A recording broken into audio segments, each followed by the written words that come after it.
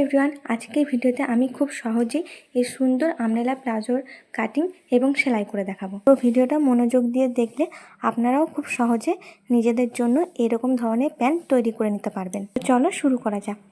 তো প্লাজোটি কাটার জন্য আমি এখানে 2.5 মিটার কাপড় নিয়ে নিয়েছি। কাপড়টি হচ্ছে পুরো বাটার সিল্কের। যাদের হিপ সাইজ 40 ইঞ্চির বেশি তারা এখানে 3 মিটার কাপড়। প্রথমে কাপড়টি আমি লম্বালম্বি 2 ভাঁজ করে নিলাম। তারপর এটা কোনাকুনি মিলিয়ে ত্রিভুজ আকারে সেটা 4 ভাঁজ করে নেব। এবার ওপরের দিক থেকে কোমরে মাপ নেব। আমার এখানে কোমরে মাপ হচ্ছে 32 ইঞ্চি।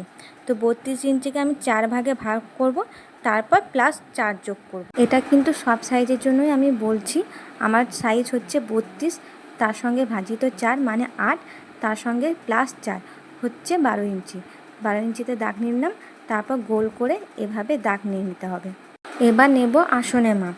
এখানে আসনের মাপ খুবই সহজ। কোমরের মাপ যতটা নিলাম 12 ইঞ্চি, তার সঙ্গে 2 বা 2.5 ইঞ্চি যোগ করতে হবে। এবার আসনের নিচের দিকে আমি বাড়তি এখানে 2.5 ইঞ্চি দাগ নিয়ে নিলাম।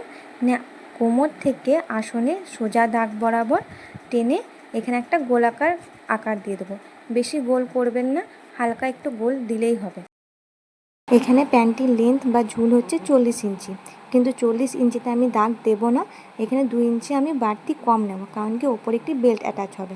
আর নিচের দিক থেকে 1 ইঞ্চি বাড়তি নেব প্যান্টটি নিচের দিক থেকে মোড়ার জন্য। এখানে কোমর থেকে আমার প্যান্টের লেন্থ বা ঝুল হচ্ছে 39 ইঞ্চি।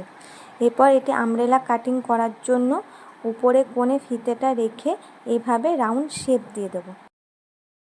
সব দাগ কটাই আমি মিলিয়ে নিলাম। এবার হচ্ছে কাটিংয়ের পালা। তো কাটার আগে আমি ধার বরাবর পিনগুলো মেরে নিচ্ছি, যেন কাটতে কোনো অসুবিধা না হয় আর কাপড়গুলি এদিক ওদিক না সরে যায়।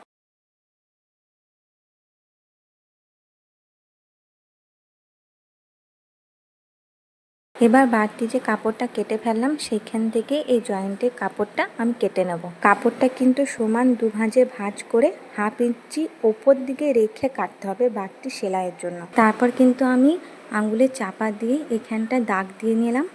দাগগুলো মিলিয়ে আমি একটা রাউন্ড শেপ দিয়ে দেবো। কাটার সময় কিন্তু আপনারা পিন মেরেই কাটবেন, কাপড়টি এদিক ওদিক না সরে যাওয়ার জন্য। তো এখানে কিন্তু আমাদের কাটিং একবারে সম্পূর্ণ কমপ্লিট। এবার করব সেলাই। তো প্রথমেই আমরা প্যান্টের নিচের অংশটা সেলাই করব। এখানে কিন্তু সেলাই করার আগে খেয়াল রাখতে হবে যে প্যান্টের কাপড়ের সোজা অংশ আর কাটা অংশের সোজা অংশ যেন মুখোমুখি হয়। ঠিক যেভাবে ভিডিওতে দেখানো হয়েছে সেভাবেই সেলাই করতে হবে, না হলে উল্টে যাবে। প্যান্টের নিচে অংশটা সেলাই কমপ্লিট হয়ে গেল। এবার করব আসনের সেলাই। সেজন্য প্যান্টের ফ্রন্ট পার্টটা আর ব্যাক পার্টটা সোজাসুজি, ওর কাপড়ের সোজা দিক আর এই কাপড়ের সোজা দিক মুখোমুখি রেখে আসনটা সেলাই করে নেব। আসনটা কিন্তু ডবল সেলাই দিতে হবে, তাহলে ভালো টিকসই হয়। প্যান্টটা পরার সময় কিন্তু আসনটার জায়গায় চাপ পড়ে। তারপর প্যান্টের মাঝখানে কাপড়টা ধরে প্যান্টটা সোজা করে নিলাম। এবার প্যান্টের মাঝখানে সেলাই করতে হবে আর প্যান্টের নিচে মুহুরি অংশটা 1 ইঞ্চি মতো সেলাই করে নেব। তো আমাদের আমব্রেলা প্লাজো কিন্তু একবারে কমপ্লিট। এখানে আমি ওপরে ইলাস্টিকটাও কিন্তু লাগিয়ে নিয়েছি।